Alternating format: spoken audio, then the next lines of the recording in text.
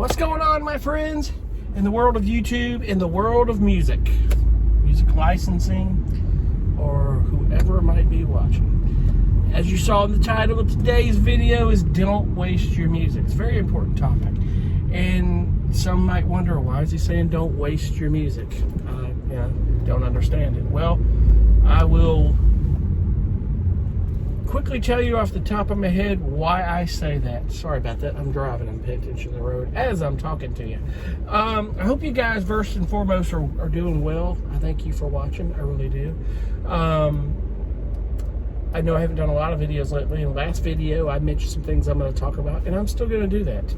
A couple of things that I will talk about, and occasionally I'll probably talk about some things in the industry that I've experienced. And there's another thing I want to talk about, an outfit I put music to, that later, if it doesn't work out for me, I will talk about it and do a review on it. I think they're a great outfit. I love what they're doing. I wish every publisher had this model, and actually technically they're not really considered a publisher, but that's to be explained later. But moving forward, on my topic is don't waste music, as simply as this. Guys, one thing I can tell you when you get into film and TV music and music licensing or whatever you're doing, don't waste music. Don't leave your music on your hard drive.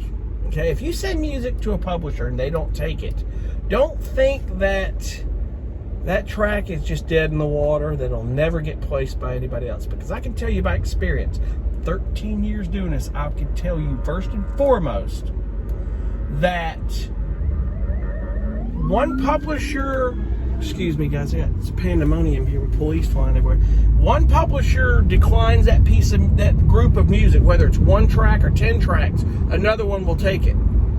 And if you send them 10 tracks, they only take 5. The other 5 have a home somewhere. And don't think that the tracks you think are not as good as the best ones that you have. In other words, the ones you think that are your best, more times often than the tracks that you don't think are that great get placed more than the ones that you do think are that great. So the moral to that is, it's not about what you think is great. It's about what fits and what works for a particular opportunity. And 9 times out of 10, it's an opportunity that you don't know about. Most of my placements, every quarter of my royalty statements, I don't know the stuff's placed until I get my royalty statement. It's usually a year prior or 9 months prior, because you're 3/4 ahead or 3/4 behind, if that makes sense. If you're new to this business, that's learning how the reporting system works and how all these tracks are processed. But moving forward, just don't assume anything. I'm not saying just throw tracks out there. Don't do that. Don't beat your head up and overdo them either. In other words, with production music and music cues, guys, set it, forget it, and don't fret it. In other words, don't hang on to this music. I work with a composer now. I kind of have to get him and say, hey man, let's work on some tracks for this library. It's the only one he's really signed with. He's still not understanding, I don't want to do this exclusive because I can't do anything else with that music. You got to get your head out of that in this business. Music cues are not like writing hit songs with the band. They're not artist material. Don't hang on. Don't have attachment to that. Write the cue, because you're going to write, if you get into this business heavy, you're going to write them by volume, and a lot of them. And you'll forget about stuff you've written. I can tell you right now, I got almost 1,500 pieces of music out there published over the last 13 years. And I can tell you, I've forgotten about stuff that I've done. I had to go back and listen to that's gotten placed. I'm like, okay, I remember that. And a lot of times it's stuff that I've had stuff placed over the years I never thought would get placed. In other words, don't waste it. Get it out there. If it's sitting on your hard drive, it's not doing a darn thing for you. Your music is doing 0 for you. And you got to look at it this way. It's what I was told years ago, and it's so true still today. Your music is like investing in your retirement. You put it in the right mailboxes. If you put the music you're doing to the companies that are placing a lot of that music and doing quality and quantity, you're doing that volume. It's like investing music. It's going to grow. over time, exponentially. The more you do, there's so many opportunities. Don't let somebody tell you, oh, TV's dead, that's not going to happen. BS. It's not the case. That is not the case. I'm telling you here right now, that is not the case. I'm here to tell you it is not the case. There's so many opportunities. TV is still alive and well. And I think it's even going to get bigger. Back in, the lockdowns for COVID, I'm hearing a lot of composers, and I'm seeing it too, that COVID helped grow their placements. Because there was a ton of stuff in post-production where they could work on that, but they couldn't film. But there was going to be a lot of demand for music after COVID, and I'm seeing that, So don't let your music sit on your hard drive, guys. Don't waste it. Just because one library rejects it, don't think it's the end of the water.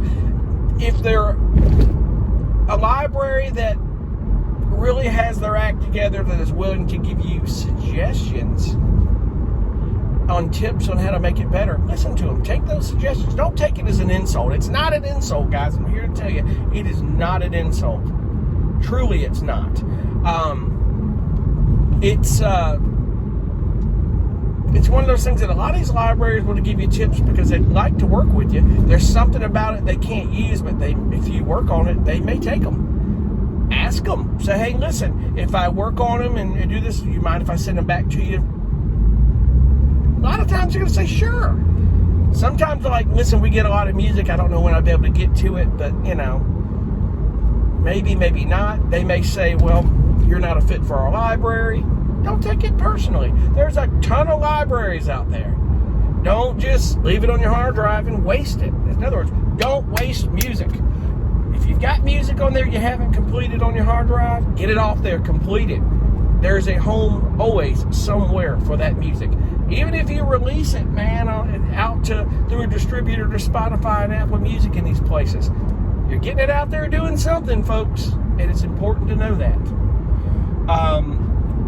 Very little do I have on my hard drive of extra stuff. I may have a couple of things I haven't finished yet because I had plans for other things, but for too long, those 8 to 10 pieces, that's about all I can tell you is on my hard drive. 8 to 10 pieces that aren't finished, that eventually they're going to be finished. They're going somewhere.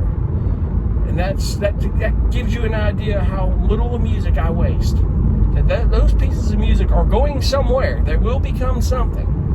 In other words, it will evolve to something. And you just have to, on the right time, that it will. Just don't waste music, whatever you do, guys. It's very important.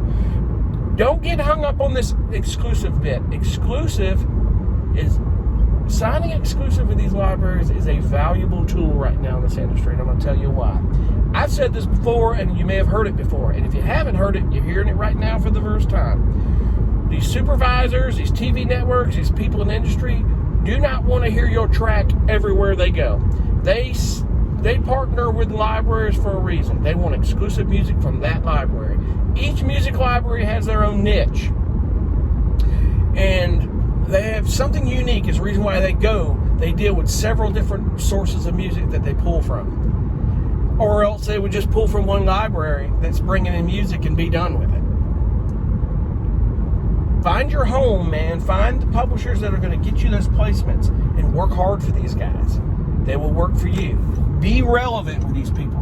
That's how it works in this business. If you're working for them and you're relevant, you're building a good relationship with these guys, a good partnership. That's what it boils down to, folks. But they want exclusive music from that library. They want music that they're not going to hear elsewhere. And a lot of times, Spotify or Apple Music may be an exception, but they don't even want to hear it there because there's a specific use for that music. They want to hear it at that library, and that's the source they want to pull it from because it builds value, guys. If they hear your track everywhere they go, not exclusively, number one, it's a liability. And I know what you're thinking. My music's not a liability. I wrote that. I get that, but they don't know that because they see a lot of people doing stuff. It's a liability. It may be bad samples. It may be of hijack someone else's music or something's just not kosher about it. Also, it may not be of a higher quality music. And I know that sounds like an insult, but that's the things they talk about with all these, like Pond 5, these royalty-free libraries, which I'm going to talk about too pretty soon here. I've already already mentioned, talking about, I've put a few tracks with those guys, but they're probably going to be coming down because the more I think about it, the more it pisses me off. They don't want to deal with these royalty-free libraries because that's definitely a red flag, that people are pulling loops and samples and not making them their own and taking others' material. It's a huge liability. Not to mention there's no value in it. There's none. That's not to say that some people don't go over there and pull music, because they do. The sad part about these royalty-free libraries, before you put in the royalty-free, is simply this.